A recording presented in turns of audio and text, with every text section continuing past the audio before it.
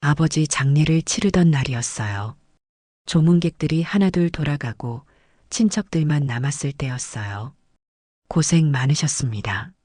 조문객들에게 인사하는 형의 모습을 보며 나는 착잡했어요. 10년 동안 아버지를 돌본 건 나인데 마치 자신이 다 한 것처럼. 그런데 형이 조문객 몇 분과 이야기하는 소리가 들렸어요. 경수가 10년간 아버지를 모셨다고요? 그거야 당연한 거죠. 형의 목소리가 점점 커졌어요. 입양하니까요. 우리가 키워준 은혜 생각하면 그 정도는 해야죠. 피 한 방울 안 섞인 놈이 밥값이라도 해야지 않겠어요? 조문객들이 어색한 표정을 지었어요. 나는 얼굴이 화끈거렸어요. 형은 더 큰 소리로 계속했어요. 요즘 입양아들이 착각을 많이 하더라고요. 키워준 은혜도 모르고 가족 행세하려고. 나는 그 자리에서 도망치고 싶었어요. 장례를 치른 지 3일이 지났어요. 아직도 믿어지지 않더라고요. 10년 동안 매일 아침 6시에 일어나서 아버지를 일으켜드리고 기저귀를 갈아드리고 온몸을 따뜻한 물수건으로 닦아드리던 그 일상이 갑자기 사라져버렸으니까요. 이 집이 얼마나 적막한지 처음 알았어요. 아버지 냄새가 배어있는 낡은 온돌방에서 혼자 앉아 있으니까 아버지가 아끼시던 그 오래된 라디오에서 나오던 고향의 봄소리가 그리워지더라고요. 그때 전화벨이 울렸어요. 경수야. 형의 목소리였어요. 장례식 이후 처음 듣는 목소리였어요. 아버지 통장 정리 좀 해놔. 상속금액 10억은 이미 다 내 이름으로 되어 있으니까 신경 쓰지 마. 형은 마치 업무 보고하듯 차갑게 말했어요. 그리고 말이야. 형이 잠시 멈췄다가 더욱 잔혹한 목소리로 말을 이었어요. 너 그거 착각하지 마. 10년 병수발했다고 뭔가 받을 생각하지 말고 입양아가 키워준 은혜 생각하면 그 정도는 당연히 해야 하는 거 아니야? 나는 귀를 의심했다. 야, 현실적으로 생각해봐. 집도 비워줘야 하고 매매 계약 들어와서 다음 달까지 나가야 해. 형, 그래도 아버지 돌아가신 지 겨우. 에휴, 징징대지 마. 입양된 주제에 뭘 더 바라냐고. 키워준 것만으로도 고마워해야지. 뚝, 전화가 끊어졌다. 그 후 며칠이 흘렀어요. 형은 한 번도 연락하지 않았어요. 아니, 연락할 이유도 없겠죠. 이미 모든 걸 다 가져갔으니까요. 입양된 주제에 뭘 더 바라냐고. 키워준 은혜 생각하면 그 정도는 당연히 해야 하는 거 아니야? 피 한 방울 안 섞인 놈이 밥값이라도 해야지. 형의 그 잔혹한 말들이 귓가에 계속 맴돌았어요. 장례식장에서 조문객들 앞에서 한 그 말들까지. 10년 동안 무엇을 위해 살았나 싶었어요. 아버지가 계시던 침대는 이미 치워버렸어요.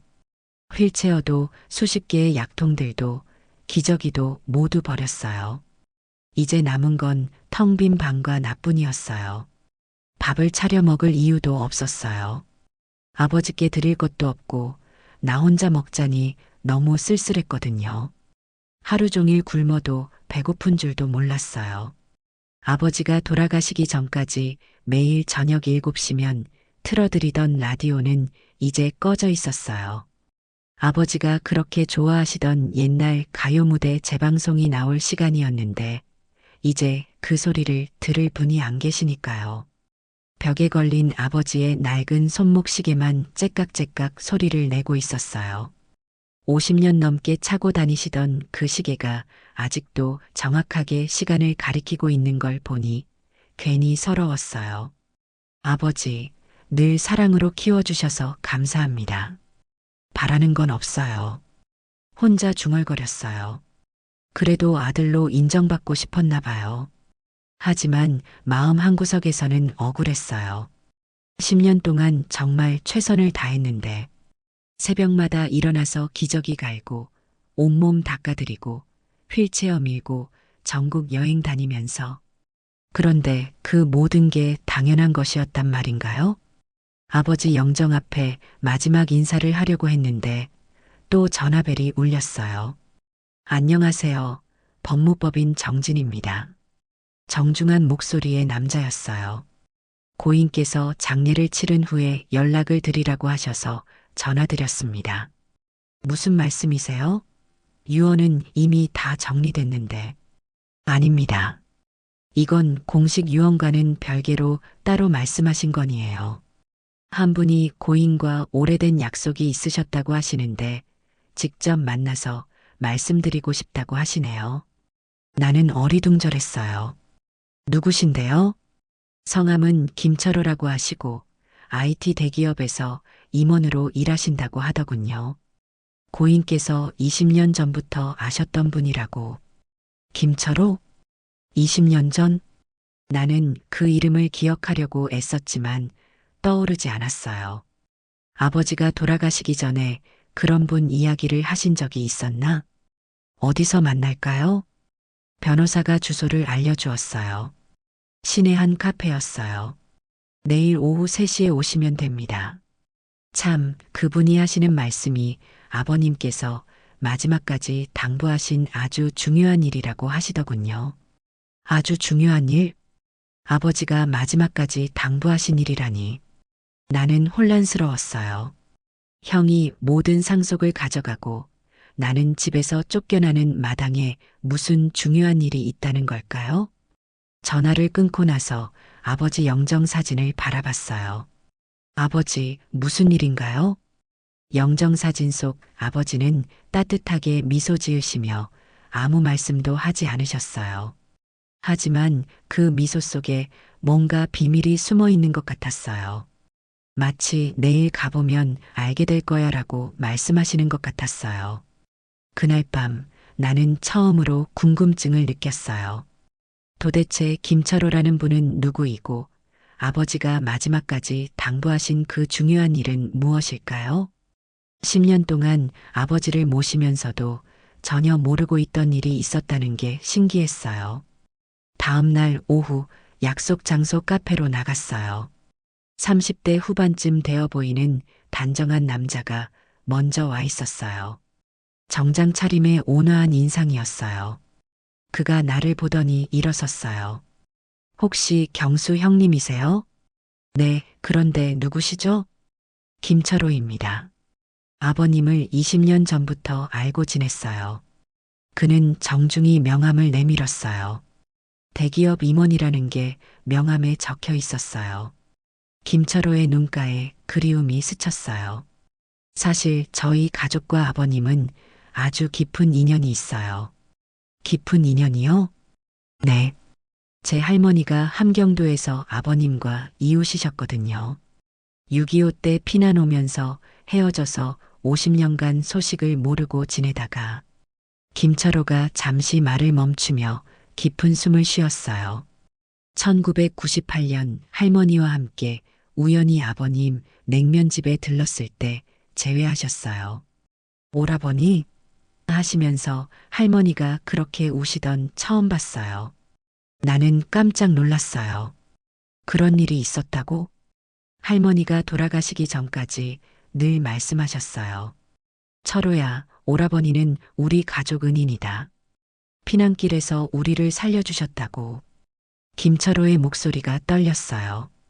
그런데 할머니 돌아가시고 나서 제가 정말 힘들었거든요.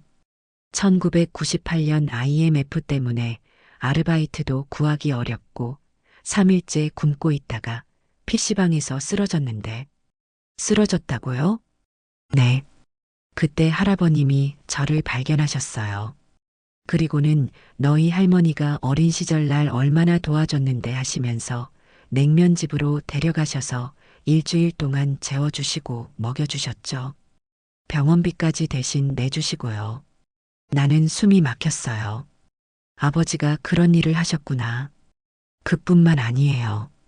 제가 대학 등록금이 없어서 자퇴할 뻔했을 때도 어머니가 응급실에 실려가서 수술비가 없을 때도 할아버님께서 다 도와주셨어요.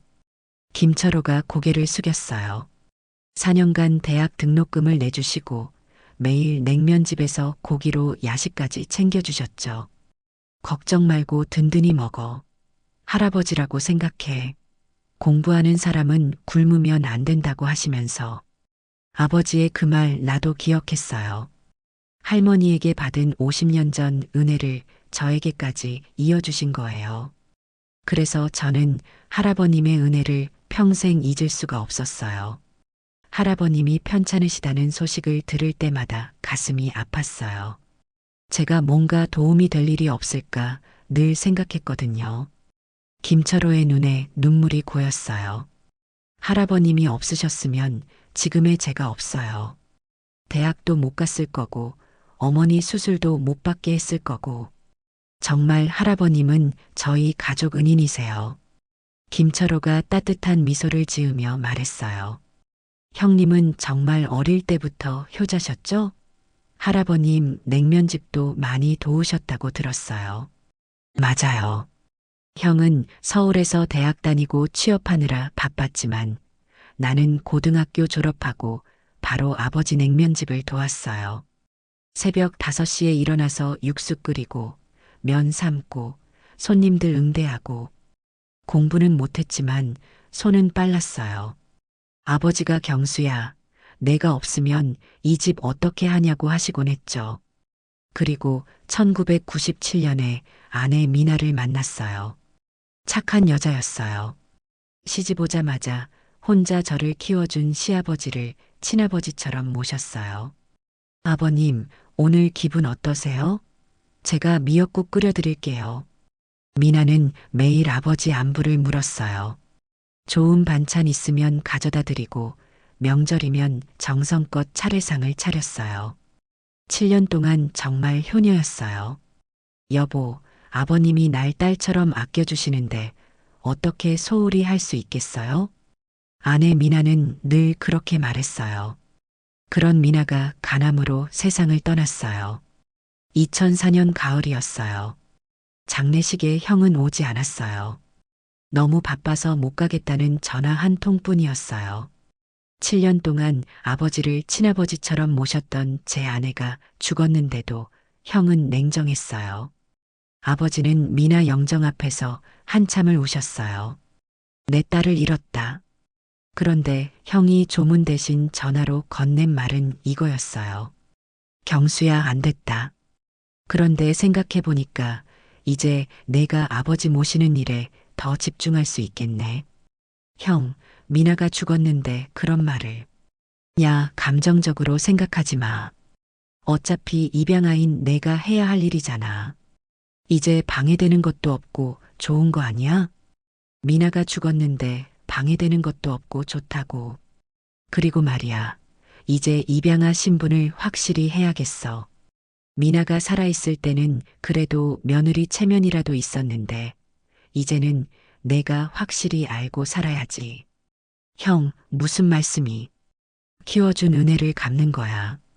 친자식도 아닌 게 가족 행세 그만하고 말이야.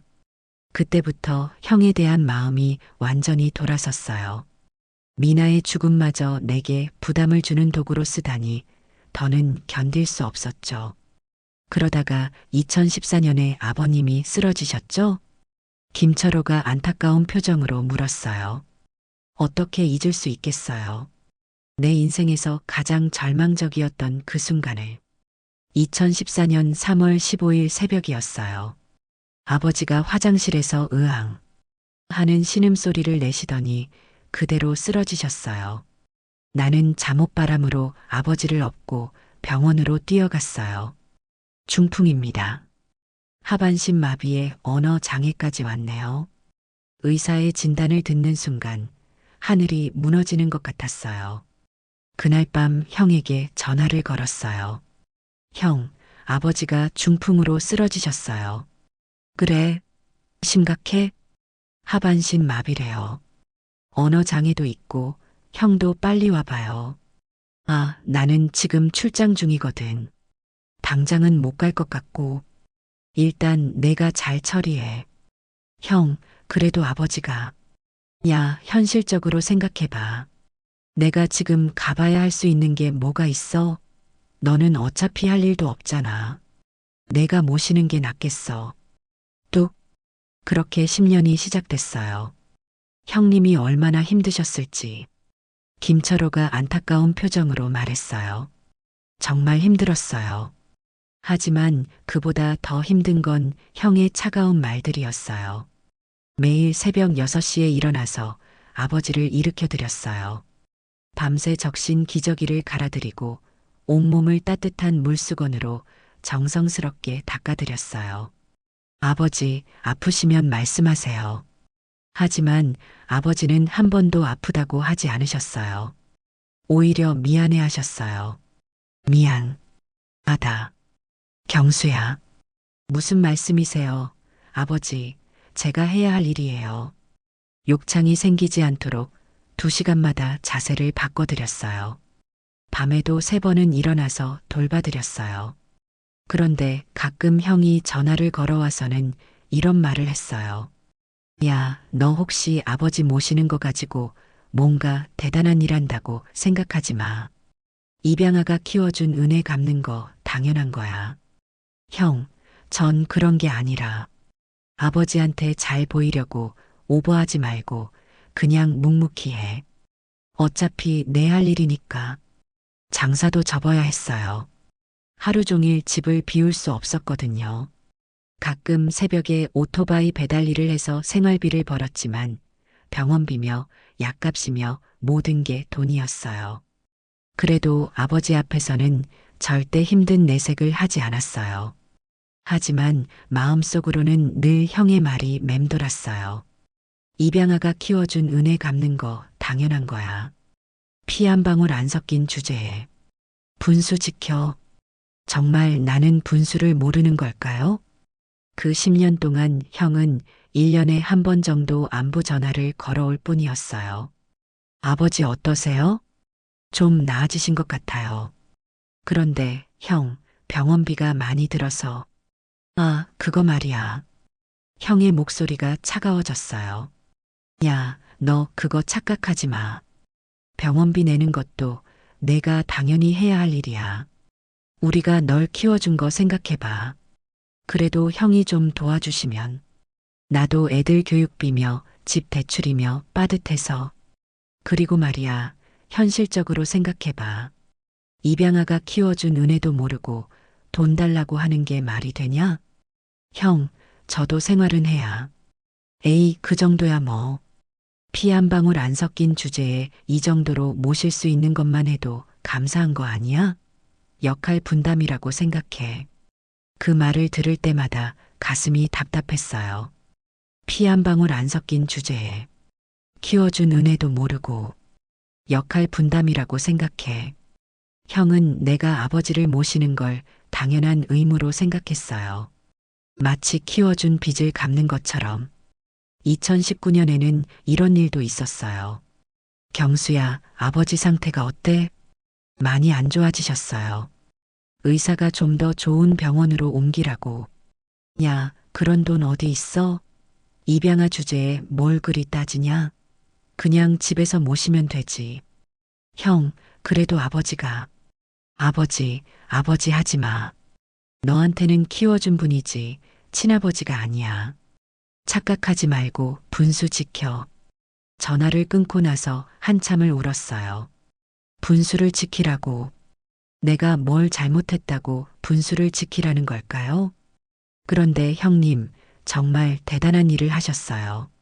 김철호가 감탄하며 말했어요. 아버님을 휠체어에 태우고 전국을 다니셨다면서요? 맞아요. 2017년부터 아버지 상태가 조금 안정되니까 날씨 좋은 주말이면 휠체어를 밀고 나들이를 나갔어요. 처음엔 동네 공원이었다가 점점 멀리 나가게 됐어요. 아버지, 어디 가보고 싶은 데 있으세요? 바다. 보고 싶다. 바다요? 좋아요. 이번 주말에 가봐요. 부산까지 기차를 타고 갔어요. 휠체어를 밀고 해운대 백사장을 걸었어요. 아버지는 한참을 바다를 바라보시다가 눈물을 흘리셨어요. 그때 꺼낸 게 그 낡은 보온병이었어요. 아버지가 젊을 때부터 쓰시던 거였는데 여행 갈 때마다 꼭 가져가시더라고요. 그 안에 따뜻한 차를 담아서 바다를 보며 함께 마셨어요. 고맙다, 경수야.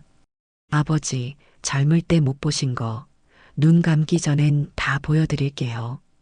그런데 형이 그 사진들을 보고는 이런 말을 했어요. 야, 너 그런 여행비는 어디서 나오는 거야? 제가 틈틈이 일해서 모은 돈으로요. 돈이 있으면 차라리 치료비에 쓰지. 쓸데없는 여행은 왜 해? 입양아 주제에 몸폼 잡는 거야? 아버지가 좋아하세요.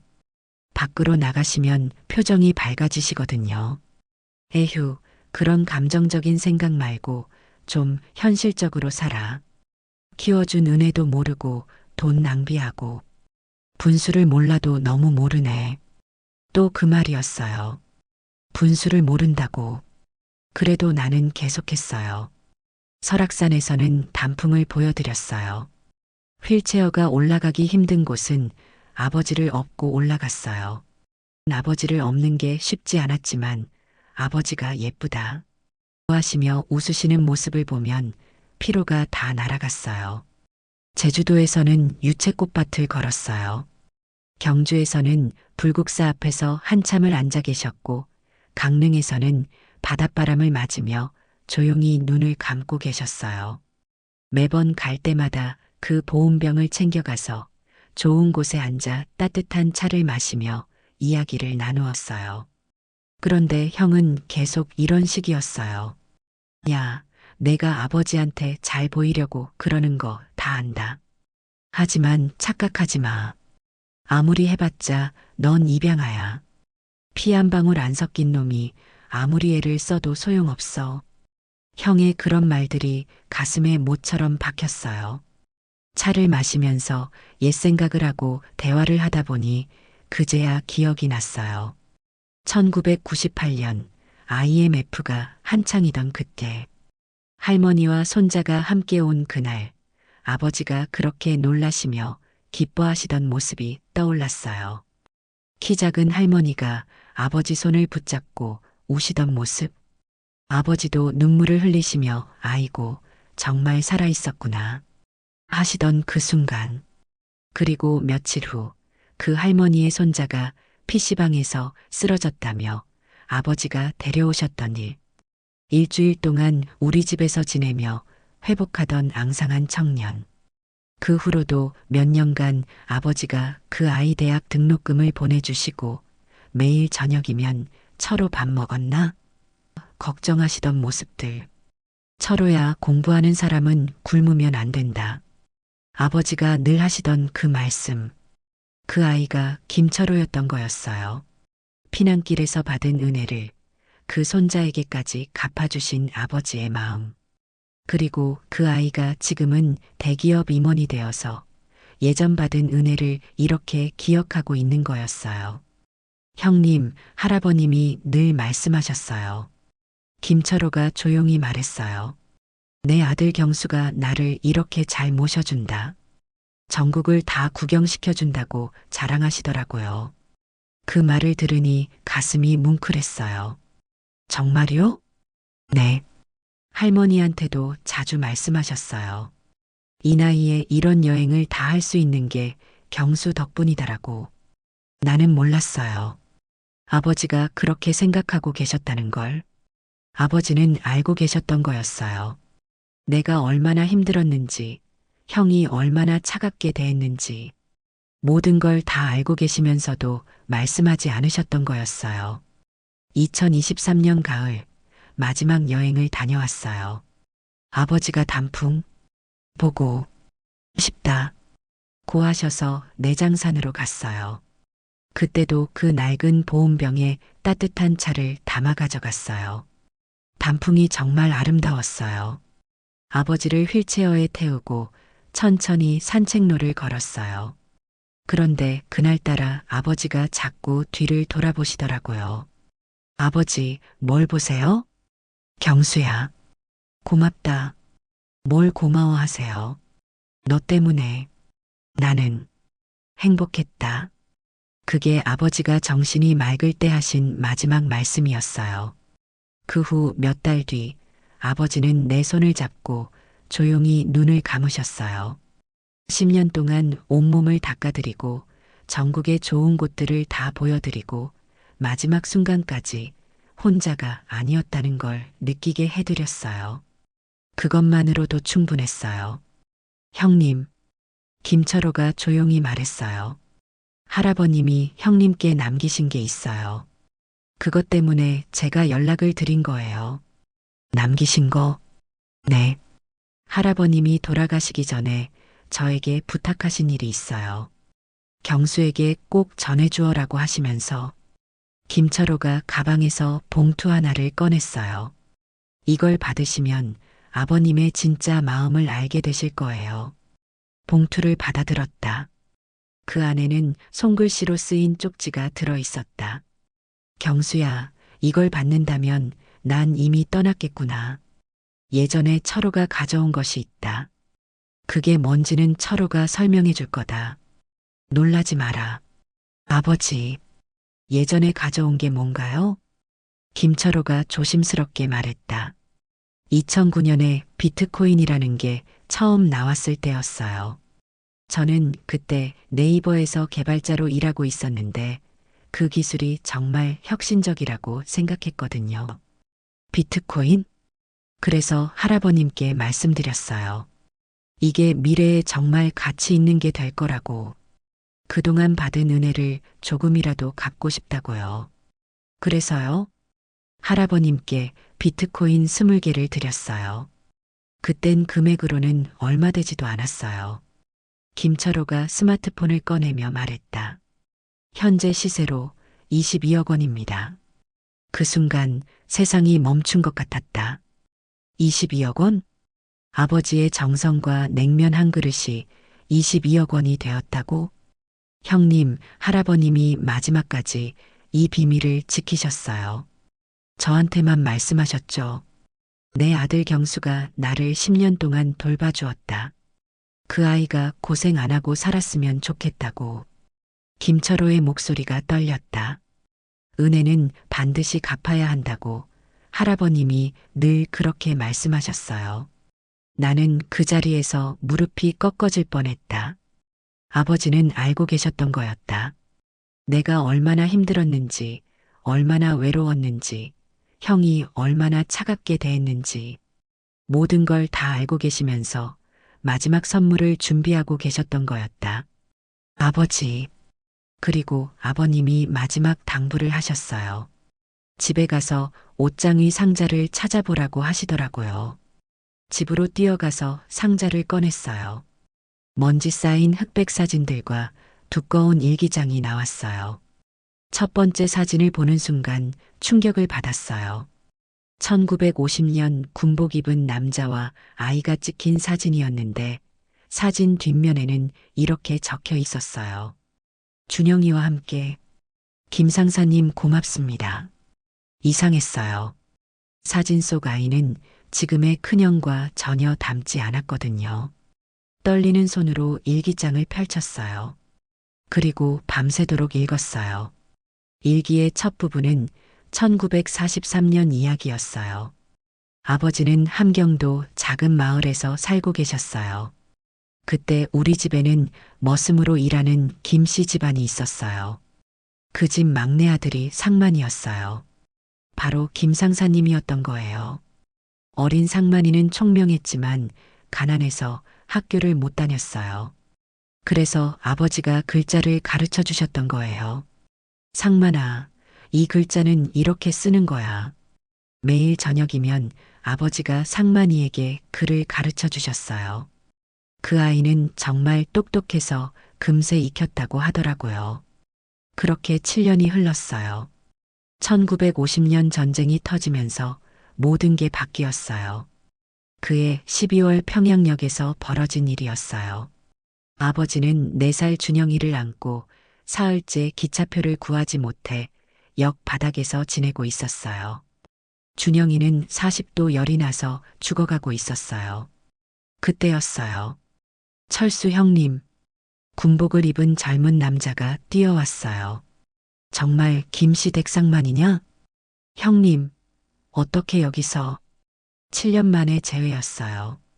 어린 상만이가 이제 군인이 되어 있었어요. 형님이 저한테 가르쳐 주신 글자로 지금 상사가 됐어요. 김 상사님은 바로 자신의 군용 배낭에서 해열제를 꺼내 주었어요. 이것도 드세요.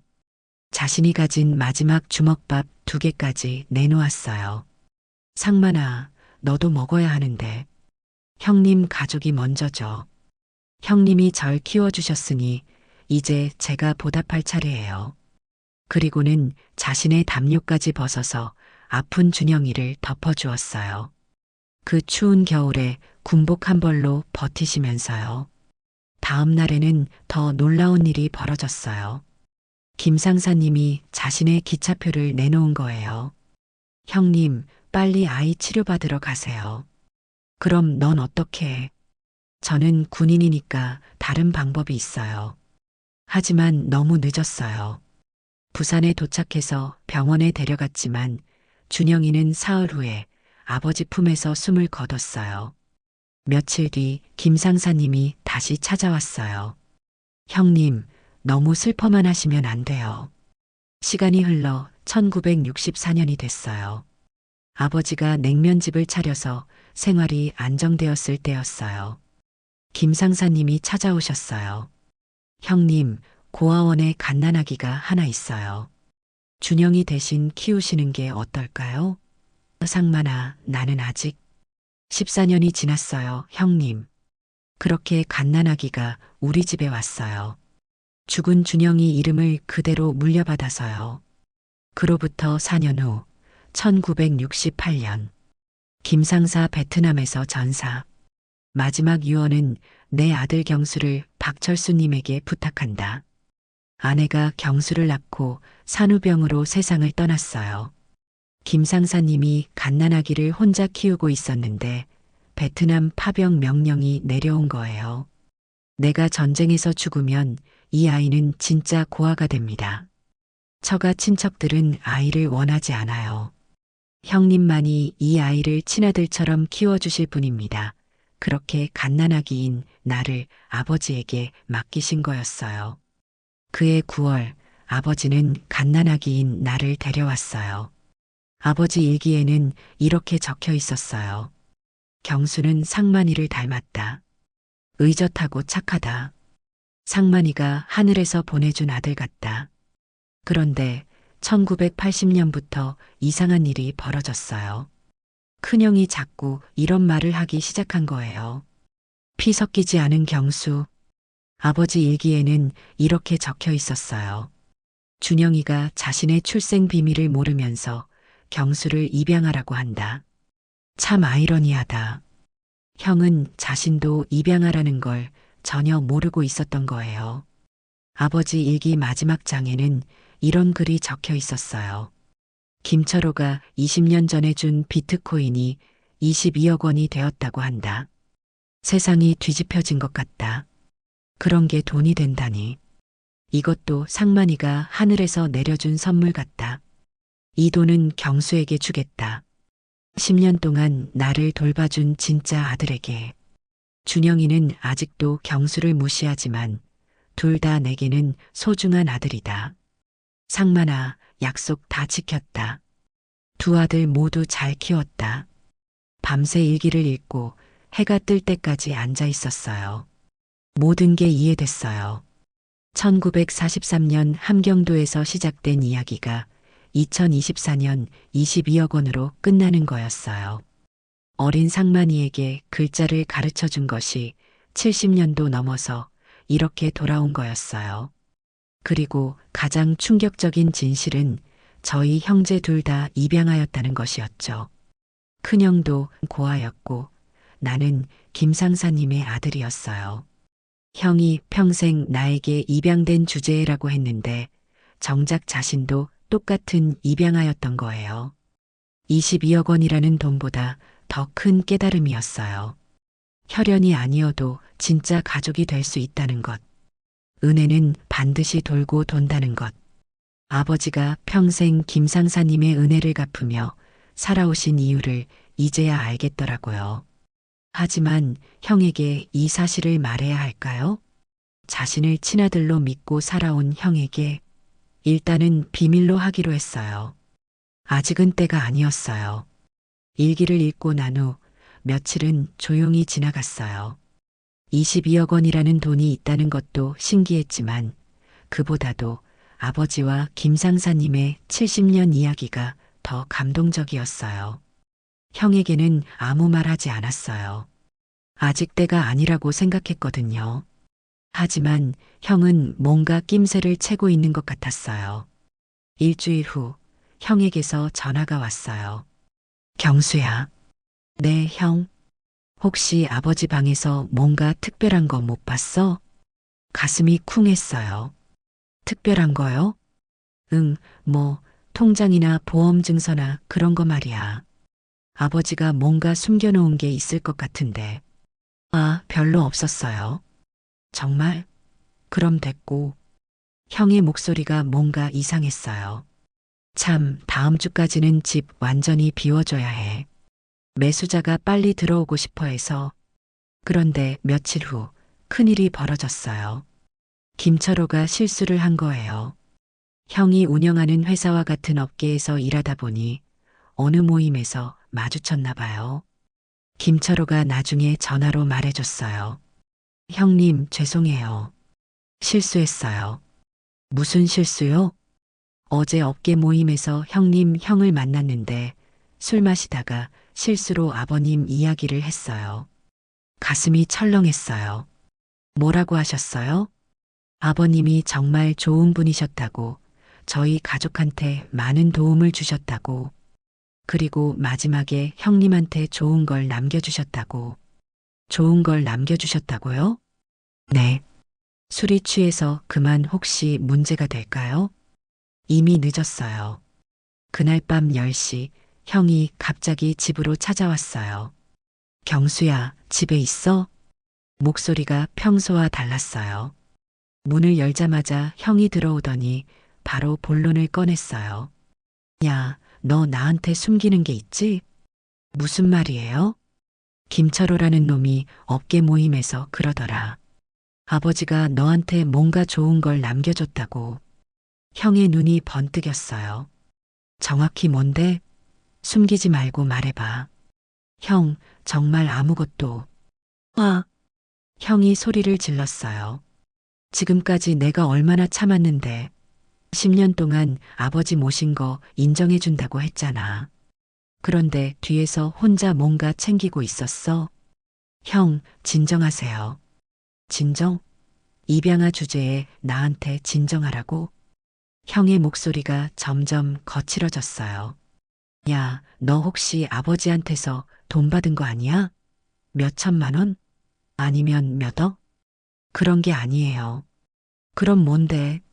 김철호가 그렇게 확신하면서 말하는데 형이 아버지 방으로 들어가더니 이것저것 뒤지기 시작했어요.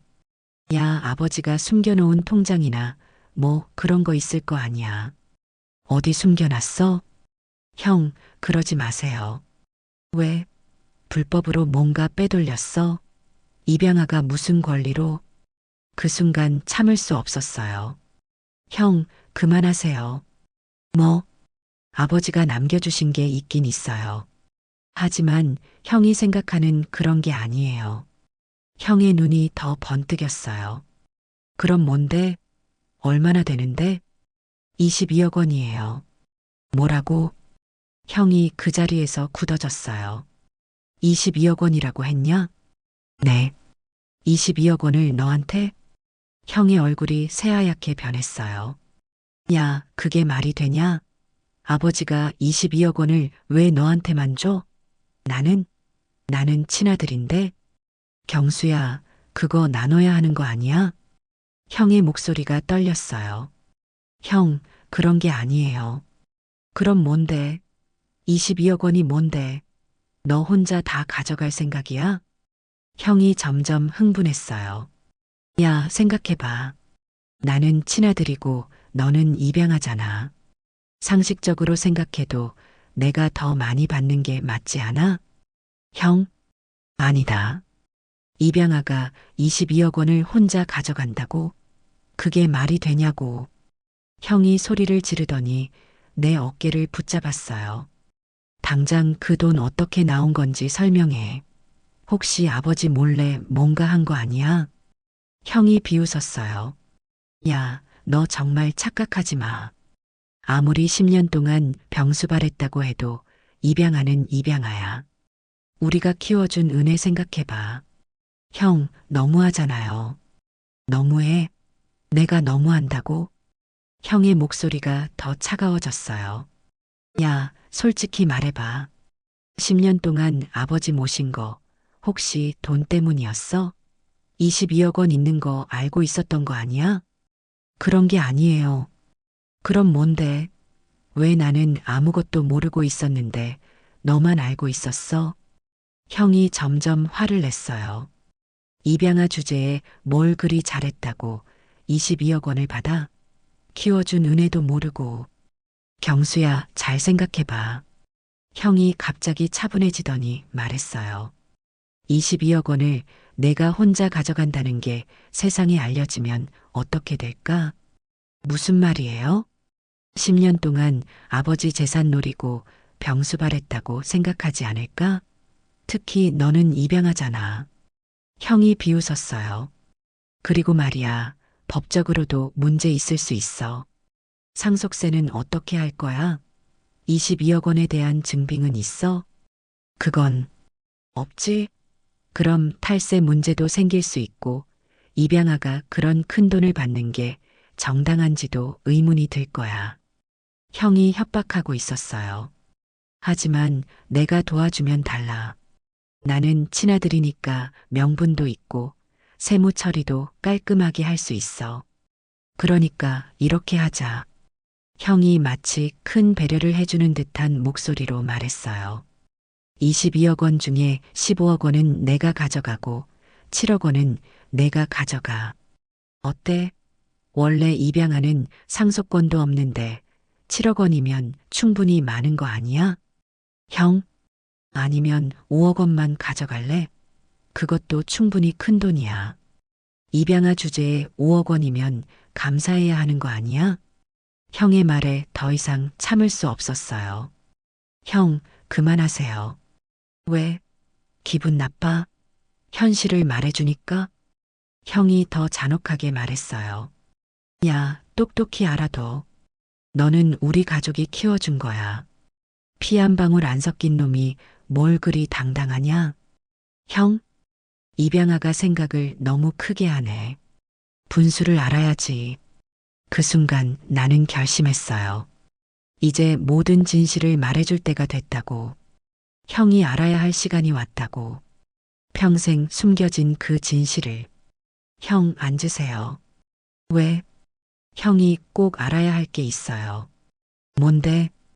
형도 입양아예요. 그 순간 형의 얼굴에서 모든 색이 사라졌다.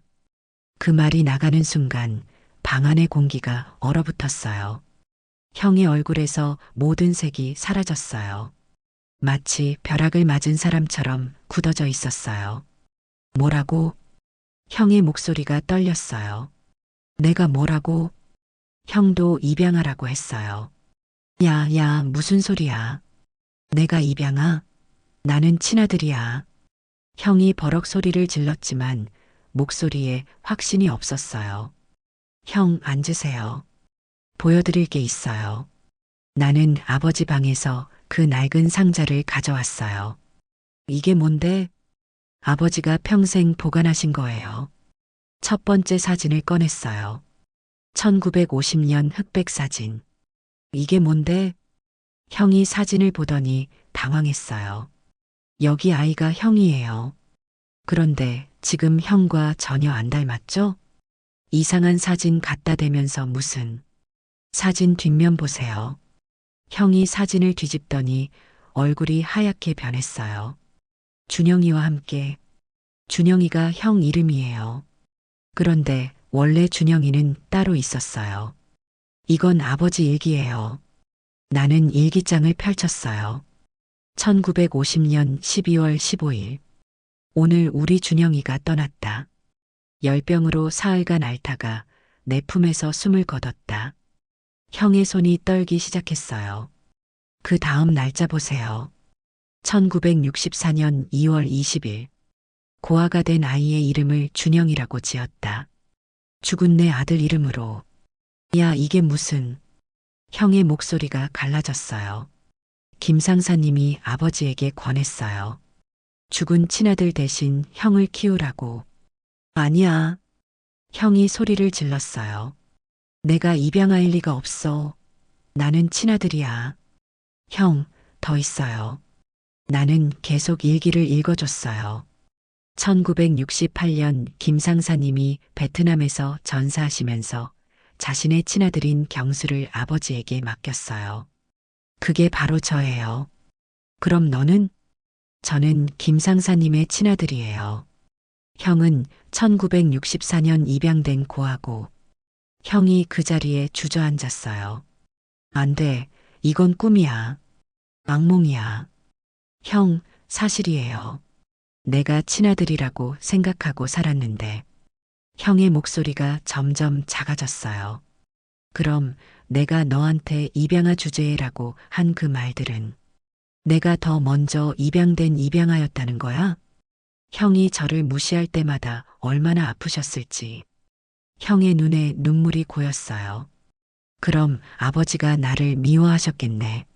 아니에요. 나는 일기의 또 다른 부분을 읽어줬어요. 두 아들 모두 내가 키운 아들이지만 둘 다 내 친아들보다 더 소중하다. 아버지는 형을 진짜 아들로 사랑하셨어요. 끝까지. 그럼 내가 지금까지. 형이 머리를 감쥐었어요. 내가 너한테 한 말들. 입양아 주제에 피 한 방울 안 섞인 놈, 분수를 알아라. 형, 내가 더 먼저 입양된 놈이었는데, 내가 더 남이었는데, 형이 울기 시작했어요. 내가 친아들인 줄 알고 내가 독차지할 사랑을 빼앗긴다고 생각해서 너를 무시했는데, 그리고 22억 원, 나는 왜 못 받았는지도 이제 알겠어. 형이 고개를 들었어요. 아버지가 10년 동안 내가 돌보는 걸 보시면서 누가 진짜 아들 역할을 하는지 아셨겠지. 경수야. 형의 목소리가 완전히 바뀌었어요. 미안해, 정말 미안해. 형, 내가 얼마나 나쁜 짓을 했는지 이제야 알겠어. 형이 무릎을 꿇었어요. 너를 그렇게 무시하고 아버지 장례식에서도 창피를 주고 입양하라고 놀리고. 일어나세요, 형. 아니야. 나는 일어날 자격이 없어. 형이 계속 울었어요. 아버지께도 얼마나 죄송한지. 진짜 아들같이 키워주셨는데 나는. 형, 22억 원 이야기 해드릴게요. 22억 원? 이 돈은 그냥 생긴 게 아니에요. 나는 김철호와 비트코인 이야기를 모두 들려줬어요. 70년간 이어진 은혜의 순환을. 김상사님이 1950년 아버지를 도운 이야기를. 그 은혜가 김철호를 통해 돌아온 이야기를. 그러니까 22억 원은 김상사님 아버지의 선행이 돌고 돌아서 온 거였다고? 맞아요. 그럼 이 돈은 진짜 너 돈이 맞네. 형이 한숨을 쉬었어요. 내가 김상사님 아들이고 김상사님이 아버지를 도운 은혜가 돌아온 거니까. 경수야, 나 이제 어떻게 살아야 할지 모르겠어. 형이 정말 힘들어했어요. 평생을 쌓아온 내 정체성이 다 무너졌어. 나는 누구야? 진짜 부모는 누구고, 진짜 이름은 뭐고. 형, 그건 중요하지 않아요. 중요하지 않다고? 아버지가 형을 친아들로 키워주셨잖아요. 그게 가장 중요한 거예요. 나는 아버지 일기 마지막 부분을 읽어줬어요. 두 아들 모두 잘 키웠다. 준영이는 성공한 사업가가 되었고, 경수는 효자가 되었다. 아버지는 끝까지 형을 자랑스러워 하셨어요. 경수야. 형이 조용히 말했어요. 22억 원. 나는 한 푼도 안 바라겠어. 형, 아니, 진짜야. 내가 무슨 자격으로 지금까지 너한테 한 짓 생각하면. 형, 그런 말 하지 마세요. 그리고 집도 당분간 나가지 마. 네, 매매 계약 취소할게. 우리 아버지 집인데 내가 나갈 이유 없잖아. 형이 일어서더니 깊이 인사했어요. 경수야, 형이 정말 못된 놈이었어. 이제부터라도 진짜 형 역할 하고 싶어. 형, 그리고 아버지 제사도 우리 둘이 함께 지내자. 우리 둘 다 아버지 아들이니까. 그 순간 나는 깨달았어요. 혈연이 진짜 가족을 만드는 게 아니라는 것을. 마음이 진짜 가족을 만든다는 것을. 형, 한 가지만 약속해 주세요. 뭔데? 다시는 입양하라는 말 하지 마세요. 우리 둘 다잖아요. 형이 웃었어요. 진짜 웃음이었어요. 그래. 우리 둘 다 아버지가 키운 아들이야. 그리고 22억 원. 반반 나눠 가져요. 아니야, 그건. 형, 아버지가 우리 둘 다 사랑하셨어요. 돈도 함께 써요. 형이 고개를 저었어요. 아니야. 그 돈은 내가 10년 동안 아버지 모신 대가야. 나는 아무것도 안 했잖아. 앞으로 내가 너 도와줄게. 형으로서, 진짜 형으로서. 그날 밤 우리는 처음으로 진짜 형제가 됐어요. 형과 진실을 나눈 후 한 달이 지났어요. 형은 정말 달라졌어요. 매일 안부 전화를 주고 일주일에 한 번씩은 찾아와서 함께 저녁을 먹었어요.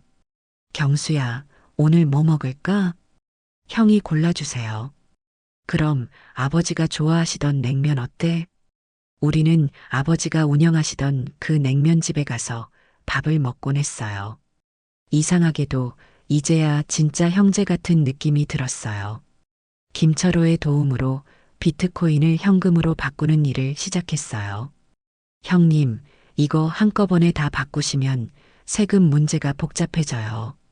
그럼 어떻게 하죠? 조금씩 나눠서 하시면 돼요. 그리고 기부 같은 걸로 세금 혜택도 받을 수 있고요. 기부라는 말에 마음이 움직였어요. 아버지가 평생 하신 일을 이어받고 싶었거든요. 형, 어떻게 생각해요? 뭘? 아버지가 평생 양로원이나 소년소녀 가장들 도우셨잖아요. 우리도 그런 일 해보면 어떨까요? 형의 눈이 밝아졌어요. 좋은 생각이야. 아버지가 기뻐하실 거야. 우리는 먼저 아버지가 평생 쌀을 기부하시던 양로원을 찾아갔어요. 혹시 박철수 어르신 아들분들이세요? 원장님이 우리를 알아보시더라고요. 네, 그런데 어떻게? 아버님이 20년간 매달 쌀 10호씩 기부해 주셨어요. 돌아가셨다는 소식 듣고 얼마나 안타까웠는지. 원장님이 눈물을 글썽이셨어요. 아버님이 항상 하시던 말씀이 은혜는 반드시 갚아야 한다였어요. 어르신들 잘 모셔달라고 늘 당부하시고 우리는 그 자리에서 1억 원을 기부했어요. 아버지 뜻을 이어받아서 계속 도와드리겠습니다. 원장님이 정말 고마워하셨어요. 그 다음은 소년소녀 가장들을 위한 장학금을 만들었어요. 박철수 장학재단이라는 이름으로요. 매년 10명의 아이들에게 대학 등록금을 지원하기로 했어요. 형이 사업가라서 이런 일에 경험이 많더라고요. 경수야, 이렇게 하는 게 좋겠어. 아이들이 부담 없이 받을 수 있게. 고마워요, 형. 박철수라는 이름이 붙은 장학금을 만들면서 정말 뿌듯했어요. 아버지가 살아계셨다면 얼마나 기뻐하셨을까요? 한 달 후 김철호를 다시 만났어요.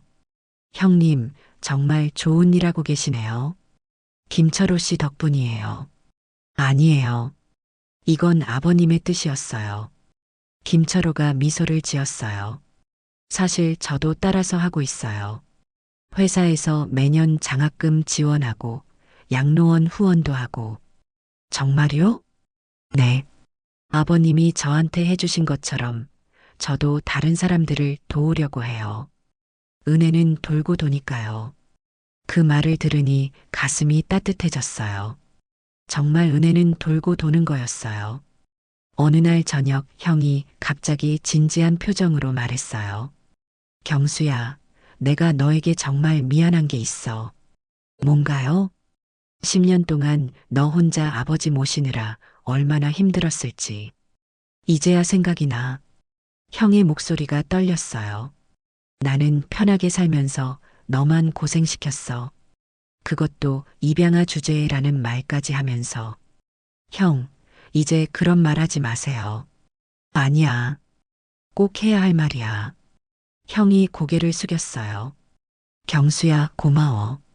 정말 고마워. 내가 있어서 아버지가 외롭지 않으셨어. 내가 있어서 아버지가 행복하셨어. 그리고 미안해. 진심으로 미안해. 며칠 후 우리는 아버지 영정 앞에서 함께 사진을 찍었어요. 사진사가 말했어요. 형제분들 닮으셨네요. 정말 사이좋아 보여요. 우리는 웃었어요. 피는 안 섞였지만 이제야 진짜 형제가 된 것 같았어요. 사진을 찍고 나서 형이 말했어요. 이 사진 아버지께 보여드리자. 우리는 아버지 영정 앞에 새 사진을 놓았어요. 아버지, 이제야 진짜 형제가 됐어요. 22억 원 중 절반은 기부했어요. 양로원, 장학재단, 소년소녀가장 지원. 아버지가 평생 하신 일들을 더 크게 할 수 있었어요. 나머지 돈으로는 조그만 집을 하나 샀어요. 형이 도와줘서 좋은 집을 구할 수 있었어요. 경수야, 이 집에서 행복하게 살아. 고마워요, 형. 그리고 언제든 힘들면 말해. 이제 진짜 형이 도와줄게. 아버지 제사를 처음으로 형과 함께 지냈어요. 제사상을 차리면서 형이 말했어요. 경수야, 아버지가 좋아하시던 음식들로 차리자. 제사를 지내면서 형이 말했어요. 아버지, 죄송합니다. 이제야 철이 들었어요. 그리고 감사합니다. 저희 둘 다 아들로 키워주셔서. 나도 말했어요. 아버지, 형이랑 화해했어요. 이제 진짜 형제예요. 그날 밤 꿈에 아버지가 나타나셨어요. 환하게 웃고 계셨어요. 오늘 이야기가 마음에 드셨다면 좋아요와 구독, 알람 설정 잊지 마세요. 또 이야기를 보시고 마음에 남은 장면이 있으셨다면 댓글로 나눠주세요. 선생님의 한마디가 또 다른 분께 깊은 울림이 될 수 있습니다. 늘 감사합니다. 건강이 최고예요. 하루 한번 운동 잊지 마세요.